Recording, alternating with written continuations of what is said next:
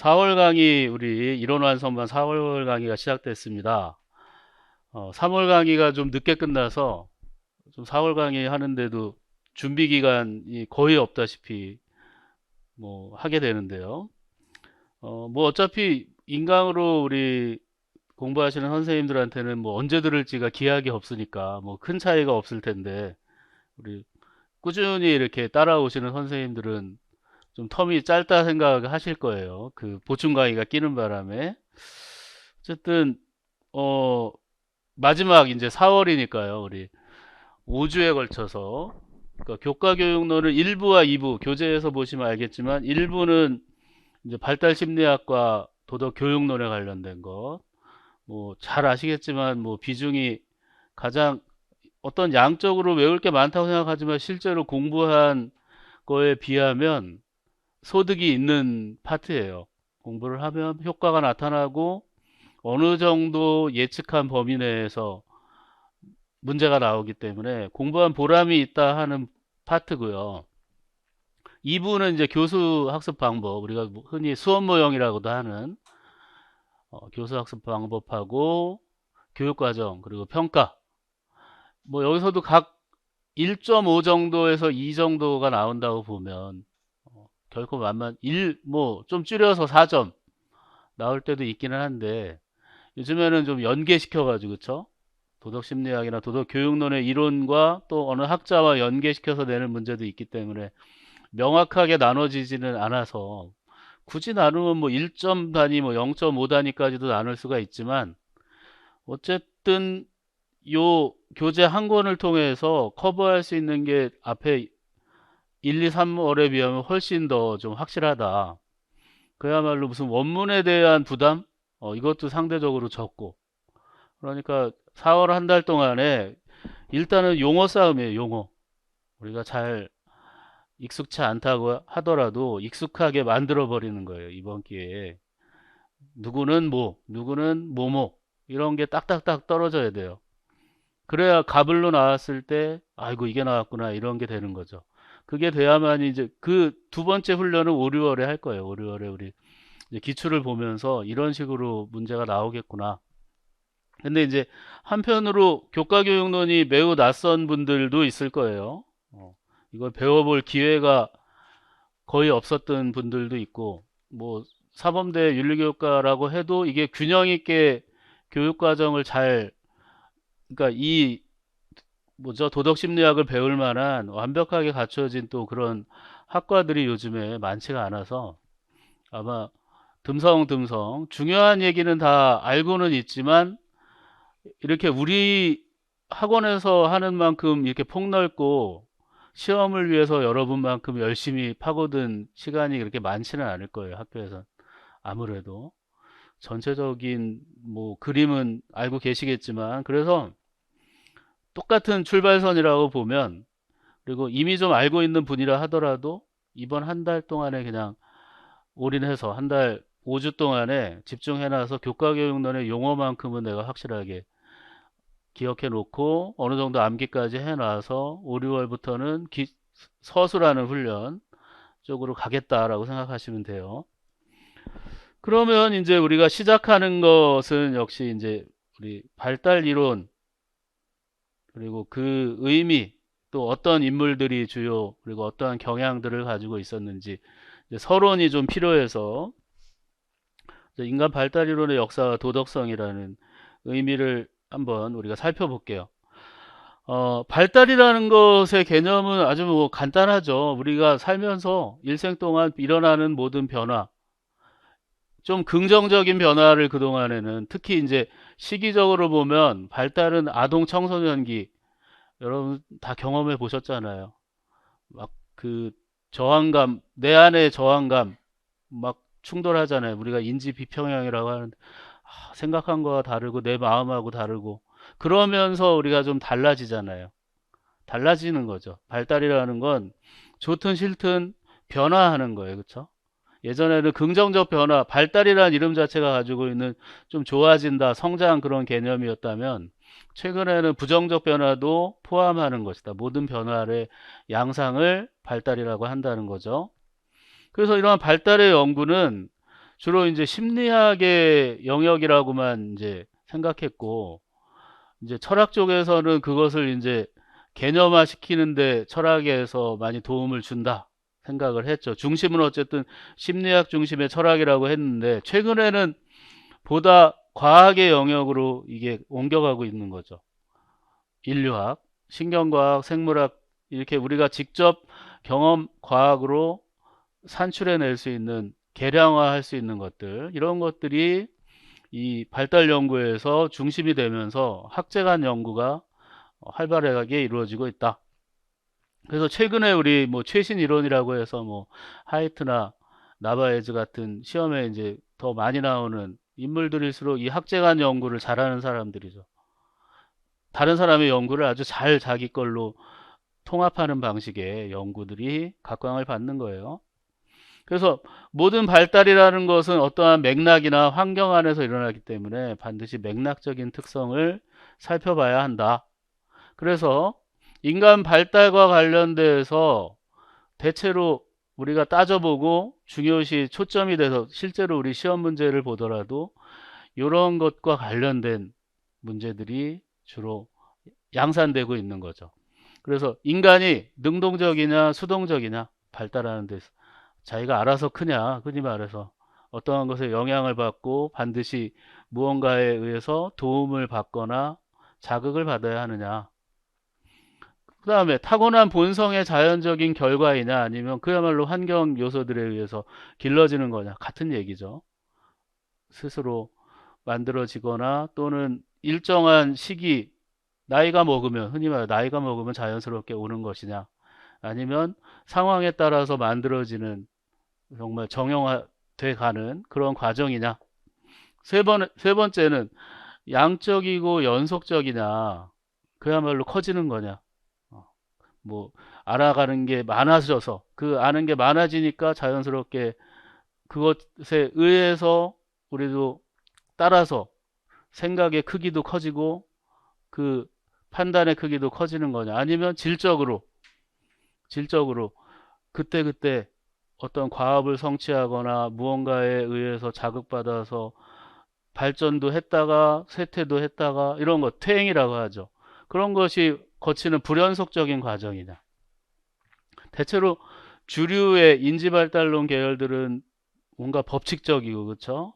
단계를 밟아나가고 반드시 그러해야 하고, 이런 계열이라면 그것에 반대되는 쪽은 상황적이고 관계적인 걸 역시 따지고 있죠. 모두가 똑같을 수는 없고 그때그때 또는 어떠한 상황이고 어떠한 관계를 맺느냐에 따라 다르다는 거. 우리 뭐 윤리학 안에서도 그동안 1, 2, 3월에 배워온 거 보면 다 그거였잖아요. 법칙을 좋아하는 입장과 그 변칙을 좋아하는 상대주의적인 입장. 그게 여기 도덕 안에서도, 도덕 심리학과 도덕 교육론 안에서도 녹아들어 있는 거예요. 보다 보면 어느 정도 그게 보이게 될 거예요. 그래서 그러한 입장에 따라서 보면 도덕 발달은 세 가지 심리학적 패러다임이 주가 돼서 전개되고 있다라는 거죠. 첫 번째는 뭐겠어요? 행동주의. 이것은 경험주의를 바탕한, 어떤 행동을 하는지 봐서 역추적을 하는 거죠. 아, 이런 걸 거야. 행동의 통일성이라든지 행동의 일관성, 이런 것들을 살펴보면서 아, 이러니까 이러겠지.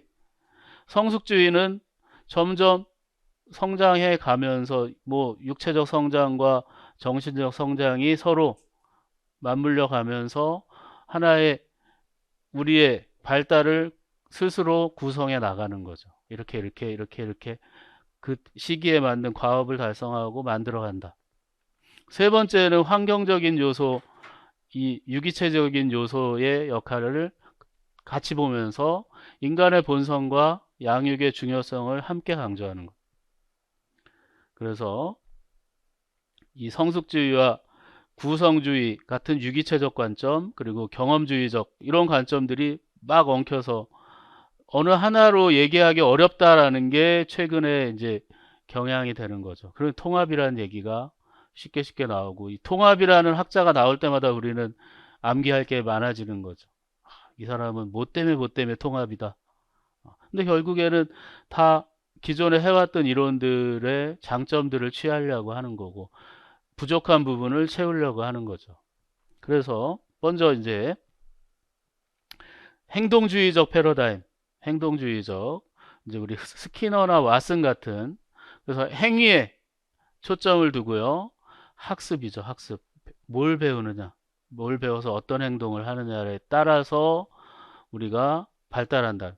그래서 행위의 개인차에 있어서 이 인간의 어떤 내적인 특성이나 유기체적인 요소들은 최소화시켜 버려요.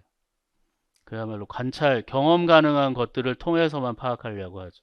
그러니까 어떻게 보면 가장 과학적인 접근이라고 초기에 얘기하고 그 결과물이 확실하기 때문에 그 추적의 과정만 명확하다면 설명하기 가장 좋죠. 그러면서 발달은 연속적이고 특정한 방향을 가는 게 아니고 연령도 중요하지 않아요.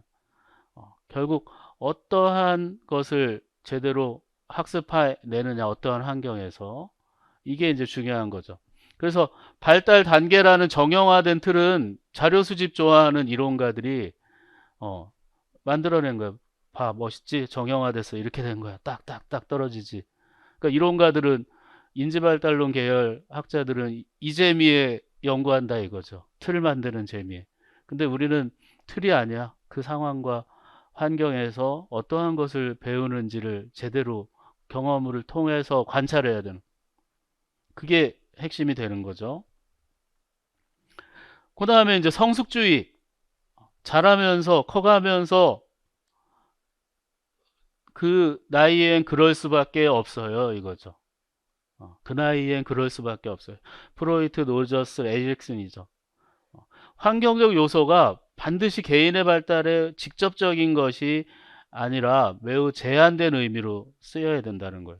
환경에 휘둘리는 게 아니라 이 발달이라는 것은 그냥 불연속적인 단계의 계열성으로 설명될 뿐이고 여기서는 성숙, 나이가 그 나이 때마다 어떠한 일이 벌어지느냐가 중요하다라는 거죠.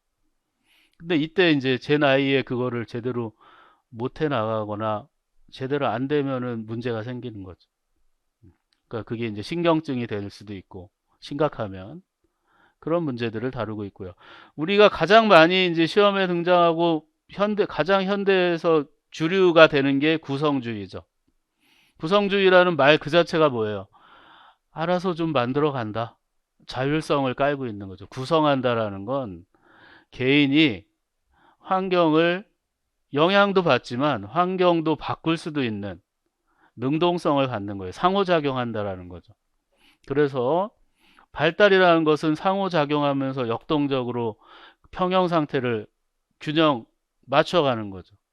처음에는 안 맞아요. 내 생각, 내 마음과 내가 하고 싶은 것들과 이게 계속 어긋나는데 인지하고 근데 이걸 맞추려고 내가 노력하면서 결국은 맞춰진다 이거죠. 근데 그것이 단계에 따라 일정하게 맞춰진다라는 거죠. 그래서 이, 이 성숙주의적이면서도 사회적이고 물리적인 요소가 다 들어가는 상호작용의 산물이 발달이라는 거예요. 어떤 하나를 설명하기보다는 좀 더 종합적인 측면에서 바라볼 수 있는 거죠. 그래서 이러한 세 가지 패러다임이 이제 우리 이 안에 이제 싹 들어가 있는 거고요. 물론 이제 뭐가 빠졌다 이런 느낌이 드는 건 뭐예요? 뭐 호프만을 비롯한 공감주의, 배려윤리 같은 우리 정서주의들. 물론 여기에 보면은 성숙주의적 패러다임에 크게 보면 들어갈 수도 있겠고 다른데 조금씩 걸쳐 있단 말이죠. 그래도 어쨌든 크게 보면 어, 인지발달론과는 좀 다른 길을 가려고 하는 입장이라는 거. 그래서 이러한 것들을 이제 조금 더 살펴봅시다. 각각의 입장을. 그래서 이 지식, 우리가 얻게 되는 지식들을 바라보는 그 관점 때문에 이런 게 문제가 생기거든요. 발달에 대한 차이가 생기게 되는데 행동주의는 기본적으로 관념의 연합이 지식이라고 봐요. 어떤 행위와 환경 속에서 하는 학습들이 우리에게 관념을 만들어내게 하고 그 관념들이 연합해서 만들어지는 게 지식이다. 성숙주의에서는 타고난 내가 가진 본성들이 겉으로 이제 드러나기 시작하는, 발현하는 것이고, 구성주의적 관점에서는 유기체와 환경 간의 상호작용, 우리 자신들과 주어진 환경이 우리에게 영향을 미쳤는데 거기에 우리가 일방적으로 수동적으로 받아들이기만 하는 게 아니라 그것을 변형하려고 반작용하기도 하고, 이런 것이 우리의 발달을, 그리고 지식을 획득하는 과정이라고 보는 거죠. 그래서 하나하나 좀 더 살펴보면, 행동주의적 관점에서 바라본 인간은 그야말로 수동적 존재예요. 에너지와 정보를 공급받는 거죠. 환경으로부터 우리 데이터를 입력받는 거예요. 기계처럼 에너지와 데이터를 받아서 그에 따라 움직이는 수동적인 존재로 본다는 거죠. 그래서 유기체는 그러한 데이터와 에너지를 통해서 예측 가능한 방식으로 행위할 수밖에 없다. 주어진 것에 의해서. 그래서 인간의 사고는 애초에는 백지 상태라고 간주하는 거죠. 아무것도 없는데 컴퓨터처럼, 우리 컴퓨터도 처음에 샀을 때 되게 새 거 사면 기분 좋잖아요. 완전 새 거 해서. 근데 불편한 건 뭐예요? 프로그램이 안 깔려 있어가지고 막 하나하나 깔아야 돈 들기도 하고, 때로는 또 불법으로 막 하려고 마음 또 아프잖아요. 그쵸? 이거 불법하면 안 되는데, 그렇다고 또 빨리 뭘 해야 되니까 뭘 빌리기도 하고, 그래서 막 미리 깔아져 있는 거 사기도 하는데, 어쨌든 마치 그러한 비어 있는 컴퓨터에 우리 프로그램, 우리 뭐 스마트폰으로 보면 앱을 까는 거랑 마찬가지죠. 그렇게 깔려가면서 이것저것 해낼 수 있는 거예요. 깔린 만큼 할 수 있다고 보는 거죠. 수동적이에요. 그래서 관찰 가능한 행동 그 자체에 초점을, 행동을 보고 일정한 행동의 양식 이런 것들을 관찰해서 파악하는 거죠. 그러니까 경험론에 부합하는, 심리학에서는 이게 가장 핵심적이고 중심적인 전통이죠. 그러니까 심리학이라는 건 마음을 본다고 하지만 실제로는 행동을 보는 거잖아요. 행동을 통해서 마음을 역추적하는 거죠. 우리 막 그 아동 심리 전문가 TV 나와서 보면 일단 보죠 행동을 막 이러잖아요. 그렇죠? 거기 보면 뭐 그 무슨 금쪽이 뭐 이런 해가지고 행동을 통해서 역으로 저 아이의 마음은 이런 거였네요. 그런 거잖아요. 그냥 우리가 독심술사가 아니잖아요. 그렇죠? 딱 보면 인상 보니까 알겠어요. 이런 게 아니잖아요. 그렇죠? 그야말로 과학적인 관찰을, 일정한, 그리고 그 사람이 그렇게 얘기할 수 있는 전문가가 된 건 뭐예요? 사례 연구를 한 거죠. 우리 임용시험에도 이 상담 심리 과목이 있더라고요. 거기서 보면 맨 사례 연구더라고요. 그 특강 같은 거 이런 거 하는 거 보면. 그걸 통해서 알아내는 거죠. 그래서 이 행동주의자들은 이 도덕 실제론처럼 실제라는 게 인간 외부에 존재하는 거예요. 경험 가능하고 관찰 가능한 것만이 인정받을 수 있으니까. 그래서 어떤 이 발달과 함께 인간의 사고에서 생성되는 일차적인 느낌 있죠. 인상을 통해서 실제의 어떤 모사가 내 안에 내면화되는 거죠. 우리가 시계를 보면 시계 내가 저렇게 보듯이 남들도 저 초침 돌아가는 거하고 뭐 숫자가 2와 뭐 여기 4에 있는 거 나도 저렇게 보듯이 남들도 저렇게 보는 실제가 있다라고 생각하는 거죠. 그래서 발달은 행위의 끊임없는 양적 축적이에요. 많은 행위와 경험과 환경에 적응하면서 만들어내는 축적이에요. 그래서 이 행동주의자들의 최종 목적은 뭐다? 인간의 행동을 예측하고 그에 따라 통제해서 올바르게 행동하도록 유도하는 거죠. 그러니까 행동에 대해서 잘 알아야죠. 그래서 관찰이 기본이고요. 이 성숙주의적 관점은 말 그대로 우리 사고의 발달이 물리적인 성장과 닮아 있다는 거죠. 나이가 들면 몸이 커지듯이 나이가 들면 생각과 판단 여러 가지가 같이 성장한다고 보는 거예요. 별 문제가 없다면. 그래서 아동들은 알아야 할 것들을 어떤 규칙이나 이 구조의 형태로 우리 안에서 타고나는 거예요. 어떤 알아야 되는 이러한 지식, 정보 이런 것을 위한 어떤 이 특별한 정보 이런 거를 규칙이나 구조의 형태로 어느 정도 타고나요. 그래서 인간은 많은 면에서 거기서 거기라는 거죠. 한 10살쯤 되면 그땐 그때 어른들이 많이 얘기해요. 10살 때 참 말 안 듣지. 뭐 13살쯤 되면 이제 자기 고집 생겨가지고 뭐 뭐도 안 해. 그러니까 그분들이 무슨 발달 심리학자 아니어도 오랜 동안 그런 것을 알고 있다라는 건 뭐예요? 사람은 거의 비슷하다라는 걸 알고 있기 때문에 그런 거죠. 그래서 일종의 성숙 청사진을 가지고 있다라는 거예요. 유전적인 특성도 있고. 그래서 인생의 같은 시점에서 유사한 발달적 변화를 경험하도록 한다는 거예요. 그 나이에 갑자기, 그러니까 우리가 가끔 이제 천재들을 보면 가장 다른 게 엄청 빨리 성숙한다라는 거죠. 실제로 육체도 좀 빨리 성숙한대요. 이빨도 빨리 나고 뭐 이런다는데 정신적으로 굉장히 앞서가잖아요. 그러니까 천재인 거죠.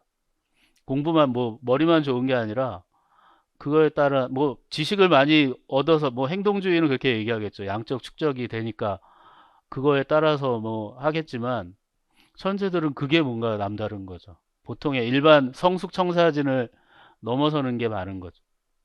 그래서 자신이 갖는 이 경험은 어, 본능적인 요구와 환경의 제한 간에 프로이트 같은 게 특히 이걸 많이 얘기하죠. 우리가 현실 원리와 쾌락 원리가 충돌할 때 그 문제를 해결하면서 느껴지는 양심의 문제 이런 것들이 우리의 성숙을 가져온다고 하잖아요. 그래서 개인은 자신의 본능과 환경적 요구의 성장과 발달을 하는 거예요. 갈등하죠, 항상. 성숙주의에서는 갈등을 얘기해요. 그래서 성숙주의에서 교육의 목표는 뭐예요? 외적인 행동을 어떻게 하는 것보다는 내면적인 본성이 안정적으로 조화와 균형을 갈등하되 파탄이 나지 않게 하는 거죠. 잘 균형과 조화를 이룰 수 있도록. 그래서 자유가 성장을 이끈다는 가정을 수용하면서 그야말로 잘 클 수 있게 최소한의 것들만 지키고 살아갈 수 있게 해주면 되는 거예요. 지나친 억압이나 통제도 문제고요. 그래서 성숙주의적 도덕교육의 성과물은 선택의 자유와 자신의 삶에 대한 책임감이에요. 삶의 방향에 대해 스스로 갈등하되 그 갈등을 건전하게 받아들여서 행동에 책임질 수 있게, 그래서 그 책임을 저지르고 난 다음에 무조건 뭐 수습하는 방식이 아니라 저지르기 전에 조절하고 통제할 수 있는 스스로의 능력을 키워가는 게 발달이죠. 구성주의적 관점은 이제 그동안에 있었던 일들을 좀 다 감안해서 진짜 인간의 특성을 좀 수동적인 것 또는 너무 자연적으로 된다라는 이제 낙관론보다는 능동적인 존재로서 진정한 어떤 자율성을 강조하는 방식이죠. 그래서 유기체 그 자체의 존재와 환경 사이에 이분법의 구조, 이것보다는 그것을 변증법적으로 통합하는 방식을 추구한다라는 거예요. 그래서 우리 스스로가 환경의 영향을 안 받는 건 아니지만 환경을 통제할 수도 있고 환경을 변화시킬 수도 있다라는 걸 인정해야 된다. 안 그러면 너무 수동적이다. 컴퓨터가 돼버린다. 인간은 컴퓨터가 아니라는 거죠. 그래서 인간은 본성적으로 자신의 경험을 살고 있는 세계 안의 맥락에서 이해하려는 구조적인 것을 가지고 있다는 거죠. 구조와의 경향성이 있다라는 거예요. 거기에 어긋나면 끼워 맞추려고 할 수 있는 능력을 가지고 있다라는 거죠. 그러니까 환경에 일방적으로 완전 순응하는 건 아니지만 거기에 맞추려고도 한다. 그래서 지식은 환경 안에서 경험을 통해 개인에 의해 능동적으로 구성되는 필요한 지식들을 구성해낼 수도 있다라는 거죠. 그래서 이런 인간과 환경의 상호작용에 대한 입장이 바로 가장 이들이 중요시 여기는 인지적 단계, 얼만큼 알아차리느냐 이거죠. 얼만큼 파악하고 얼만큼 해결해 낼 수 있느냐, 여기에 달려 있는 거죠. 그래서 어떤 단계에서 다음 단계로 이동할 수밖에 없는 거는 후속 단계가 이전 단계보다는 좀 더 많은, 처음에는 자기 중심, 완전 뭐 자기도 뭔지도 모르는 사람이었다가 자기가 됐다가 옆 사람이 보였다가 사회가 보였다가 세상 전체가 보이는 식으로 단계가 올라갈수록 그 보편적 의무감에 보다 적절해지고 인류의 모든 가치에 어긋나지 않는 판단과 행위들을 할 수 있기를 기대한다라는 거죠. 그게 가능하다라는 게 이제 콜버그까지 가는 인지발달론자들의 원대한 희망인데, 나중에는 막 해보니까 잘 아니더라. 잘해야 사회계약론 정도의 생각만 해줘도 고맙다. 보편적 가치까지 발달 단계가 올라가지는 않더라 잘. 그런 얘기 하는 거죠. 그래서 인간은 위계적인 선호라고 하죠. 그러니까 보다 높은 수준에서 문제를 해결하고 싶어요. 우리가 여러분 20대, 30대 여러분이 중학생처럼 문제를 해결하려고 들면 얼마나 스스로도 괴롭지만 사람들이 야, 너 아직도 그렇게 막 5살처럼 해결하려면 어떻게 해야 돼요? 울어야죠. 막 울고 막 바득바득 막 들어넣어서 막 그런 게 싫잖아요. 그러니까 보통은 중학생들이 오히려 또 막 어른처럼 너무 단계를 넘어서는 걸 해도 막 좀 쟤는 너무 영감 같아. 뭐 쟤는 너무 노인네 아니야? 막 애늙은이야. 뭐 이런 표현 쓰는 이유가 그런 거죠. 그러니까 자기에 맞는 수준에서 해야 되는데 그래도 대부분은 현재 수준보다 높은 걸 지향하게 돼 있다. 그럴 수밖에 없다라는 경향성이 있다라는 거예요. 그래서 구성주의적 마인드를 가진 교사는 어떤 학생들이 스스로 그쵸 자신의 의미 구성 체계를, 나는 어떠한 지식을 구조 체계를 가지고 있고 현재 발달 수준은 어떻고 이런 거에 대해서 자꾸 스스로 깨달을 수 있게 능동적 존재가 되게 하려면 너무 알려주면 안 돼. 너 그러면 안 되지. 너는 지금 이래서 이렇게 해야 되거든. 아예 그냥 지침을 딱딱딱 정해주면 그거는 이 학생이 거기에서 더 나아가질 못하는 거예요. 일부러 문제를 일으켜야죠. 딜레마를 만들어야죠. 그래서 학생과 그들의 환경 사이의 상호작용의 초점을, 그래서 발달을 촉진시켜야 돼요. 그러니까 인지 비평형이 일어나도록 하라는 게 계속 일관된 이 콜버그의 얘기였잖아요. 그래서 그런 것이 이제 구성주의적 관점의 핵심이 되는 거고요. 그러니까 우리 시험에 나오는 그 패턴의 기본 중에 기본들이 여기 있는 거죠. 그래서 이제 도덕 심리학이라는 것이 이제 한 분야로서, 심리학의 한 분야로서 주류는 아니지만 우리한테는 이 부분에 되게 핵심을 가지고서 도덕교육론을 만들어낸 거잖아요. 그래서 도덕심리학, 인간의 도덕적 또는 비도덕적 행위와 관련된 심리적인 어떤 메커니즘, 그 안에 법칙을 찾아내거나 도덕 발달의 양상을 연구하는 건 다 도덕심리학이라고 하죠. 그래서 도덕심리학이 가지고 있는 목표는 뭐겠어요? 우리의 도덕적 이해, 인지, 이거는 어떤 문제가 있지? 파악하는 거. 도덕적 정서. 내 마음이 왜 이러지? 이 상황에서 나는 지나가는 사람이었는데 저걸 보고 난 다음에 지나갈 수가 없네? 뭔가 마음에 걸리는 거죠. 도덕적 정서. 도덕적 행동. 마음만 걸리는 게 아니라 가서 내가 뭔가를 해야 되겠다라는 의지와 실제로 손이 나아가고 사람을 일으켜 세우고 왜 이렇게 돼야 되지? 하는 이 복잡한 심리적 메커니즘을 이해하는데 가장 초점이 있는 거죠. 이 문제들의 어떤 건 인지의 중심을 두고 어떤 거는 정서의 중심을 두고 어떤 거는 행동의 중심을 두지만 실제로는 아무리 인지만을 강조한다 해도 도덕은 결국 실천, 행동으로 이어지지 않은 무의미하다는 입장에서는 이건 출발점이야. 인지를 강조하는 입장에서는 인지, 이해, 도덕적 이해가 발달하게 되면 행동은 어느 정도 따라오게 돼 있어. 훈련을 하면 어느 정도는 따라오게 돼 있는데, 도덕 심리학에는 말 그대로 심리학이니까 그 이상의 실제 실천에 대한 얘기는 우리의 영역이 아니야. 이렇게 주장하는 거죠. 정서를 강조하는 입장에선 무언가를 알아도 내 마음에 울림이 없으면 안 되고, 실제로는 내가 뭘 알고 행동하는 것 같지만 내 마음이 울리지 않으면 알고 싶어지지도 않는 거예요. 그러니까 우리 데이비드 휴м 얘기할 때 제가 했을 거예요. 가장 획기적인 변화는 데이비드 휴m에게서 왔다. 마음이 움직여야 이성이 작동하고, 그래야 그 작동하는 이성이 의미가 있다. 이 도덕 심리학에서도 그래서 하이트가 나오면서 휴m을 다시 끌어온단 말이죠. 그래서 그런 것들, 그래서 도덕 판단을 어떻게 해야 하고 어떻게 행동해야 하는지에 대한 윤리학적, 교육학적 함의들을 도출해내는 게 우리가 이제 다루는 도덕 심리학의 목표가 되는 거예요. 그래서 도덕 심리학은 이제 도덕 철학과 함께, 그러니까 도덕 철학이라는 건 실제로 보면 윤리학이라고 얘기해도 뭐 과언이 아니죠. 윤리학. 뭐 이론, 도덕 이론 이렇게 되겠죠.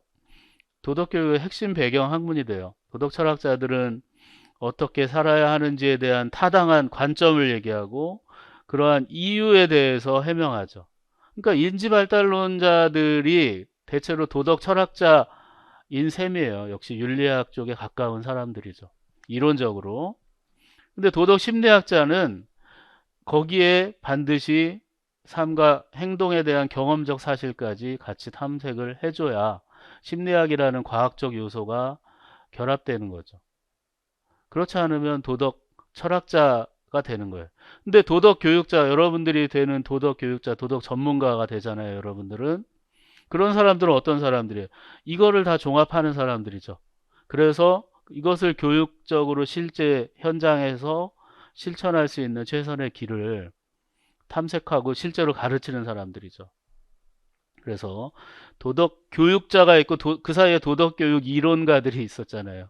이 두 가지를 합쳐서 우리 대부분 이 교재 안에 있는 인물들은 도덕 교육 이론가가 정확하죠. 도덕 교육 이론가고, 우리는 선생님들은 도덕 교육 이론을 겸비한 도덕 교육자죠. 그렇게 될 거죠, 이제.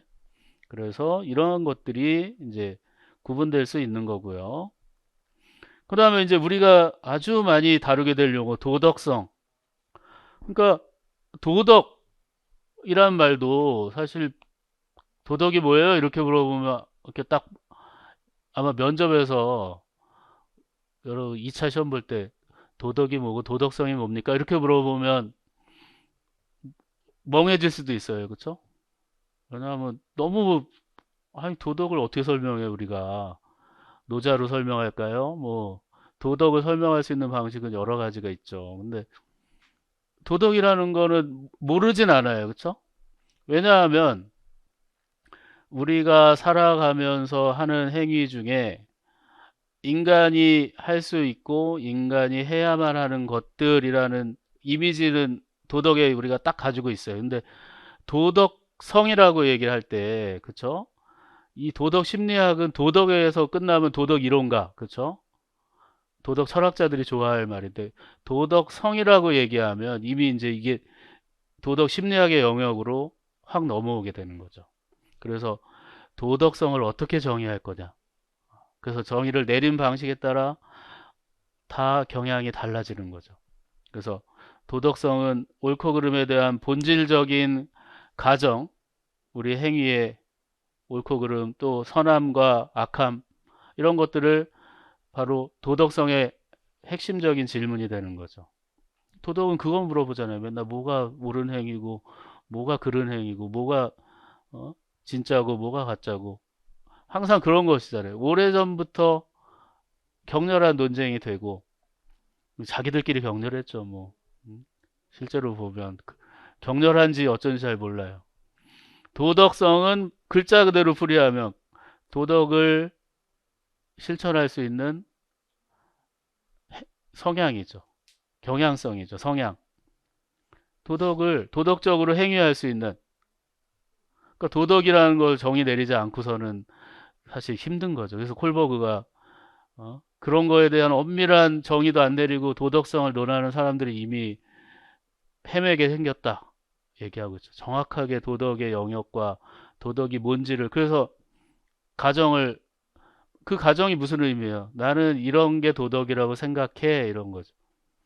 이거 부정하는 사람들 또는 의심하는 사람들에게 나는 기둥을 하나 세워줬어, 이런 거죠. 우리가 이제 피아제 지나서 두 번째에 다루게 될 텐데, 그래서 우리가 도덕성을 갖추고 있다. 저 사람은 참 도덕성이 뛰어나. 막 정치하는 사람들 보면 도덕성의 문제네, 뭐 근데 우리가 생각하는 그 도덕성은 지금 도덕 심리학에서 얘기하는 거, 그만큼 진지한 게 아니에요, 보면. 그 사람이 저지른 잘못을 가지고 그냥 보는 거. 저 사람은 그냥 부도덕해, 이런 거죠. 그 도덕성이라는 건 그야말로 일관된 어떤 성향을 보여줘야 되는 거죠. 한 번 잘못한 게 그 사람의 도덕성을 뭐 망치는 것도 아니고요. 그렇죠? 보면 그냥 잘못을 한 거죠. 그 사람은 살면서 잘못을 한 거지. 도덕성이라는 건 그렇게 쉽게 얘기할 수 있는 건 아니에요. 그래서 도덕성을 갖추고 있다는 사실만으로 도덕적 행위를 또 온전히 보장할 수도 없어요.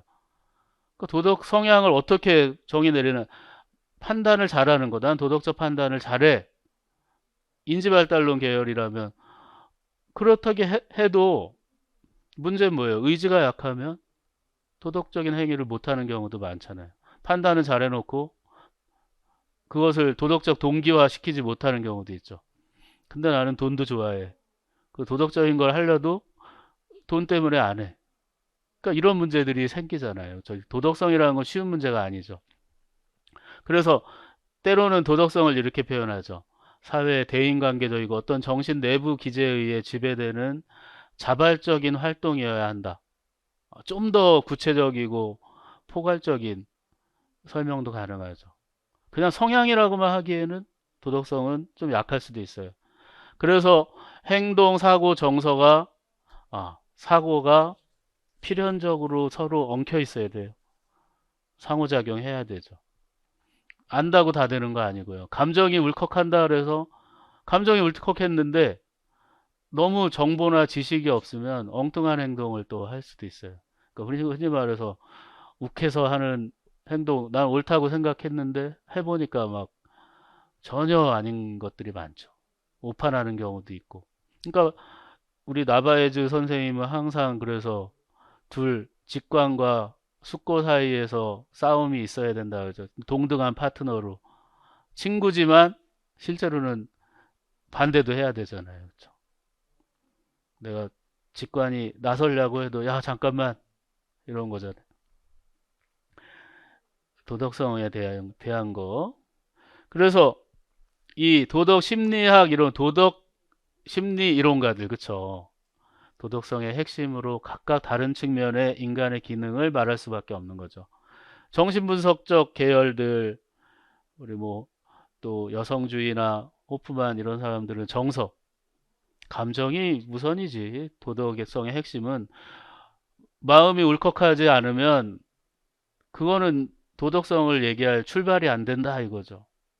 또 행동주의와 사회주의, 사회학습 이런 데는 행동이 실제로 어떤가, 이 사람이 도덕적 행동을 하고 있는가, 그래서 그동안의 어떤 행동의 양적 축적을 통해서 이제는 도덕적으로 행동하고 있는가를 보는 거죠. 그러면 나머지 하나, 인지 발달은 잘 알고서 하는 거야 이거죠. 그냥 어쩌다 하는 게 아니라 정말 이게 옳은 판단이라서 하는 거야. 어떠한 명확한 기준을 계속 적용해 가면서 하는 거야. 가역성, 그쵸? 가역성이 있는 인지. 제대로 알고 하는 거야. 그게 그런 의미죠.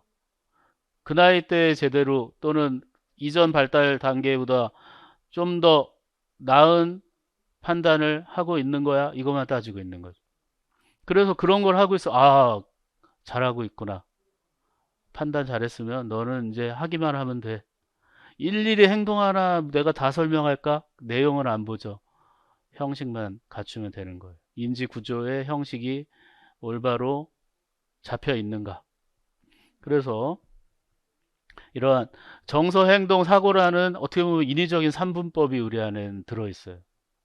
특히 교제 안에 인위적인 산분법들을 지금 쫙 풀어놓고 나중에 가면 중간중간에 통합하려는 사람, 최근의 경향은 이제 나바이츠가 거의 지금 종합, 뭐 모르겠어요. 제가 이쪽 학자는 아니니까 나바이츠보다 더 종합하는 사람이 나오는지 모르겠지만 나바이츠는 그래서 양이 이만큼이잖아요. 다 종합하려고 하고 어느 하나 놓치지 않으려고 하니까. 근데 어쨌든 삼분법이에요. 그쵸? 그래서 도덕 기능의 어떤 이 다양한 측면들이 우리한테 독립적이거나 개별적으로 존재할 수도 있다라는 게 우리한테 지금 암시되고 있는 거죠. 각각 중요한 게 뭘까? 인지가 역시나 제일 많아요, 사실. 우리 시험 범위 안으로 봐도 인지발달론 계열이 중심이 되면서 거기서 보완하려고 하는 입장들, 신콜버그 학파라고 해서 그 입장들이 제일 우리 시험 범위에도 뭐 절반은 차지하고 나머지들도 나름의 목소리가 크다라는 거예요. 서로 영향을 미치고 요즘에는 서로 인정하는 거예요. 상호 연관되어 있는데 그것을 간과해서는 우리가 안 되는 거죠. 근데 여전히 간과하고 있다. 이들이 서로 영향을 받고 있는데 한쪽을 고집하는 쪽에서는 다른 쪽의 영향을 무시하거나 간과하려고 한다. 그래서 이러한 도덕성의 개념이 서로 구분돼서 따로따로 얘기하려고 하면 문제가 생기는 거예요. 그래서 통합론자들의 힘이 커지는 거죠. 그래서 이러한 이제 배경을 통해서 우리가 앞으로 이제 주로 인물 위주로, 그러니까 이제 저는 인물 위주로 이렇게 교재를 해도 좀 별로 안 좋아하긴 하는데 뭐 교과 교육론만큼은 인물 위주로 해도 큰 문제가 없고요. 그렇게 해서 하나하나 이제 자세하게 해 나가도록 하겠습니다. 그럼 먼저 쉬었다가 10분만 쉬었다 할게요.